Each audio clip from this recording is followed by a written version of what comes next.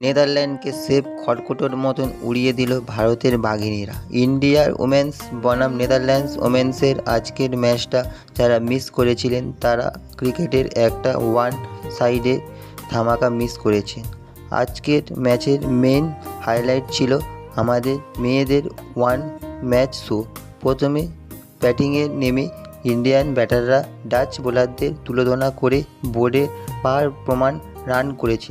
আর তারপর নেদারল্যান্ডসকে যখন রান তাড়া করতে নামে তখন আমাদের বোলিং অ্যাটাকের সামনে ওমেন্স টিম সেফ আত্মসমর্পণ করতে বাধ্য হয়।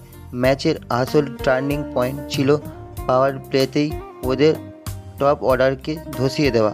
স্পিন হোক বা পেস, আজকের ইন্ডিয়ান মেয়েদের বোলিংয়ে কোনো জবাব ছিল না ডাচদের কাছে।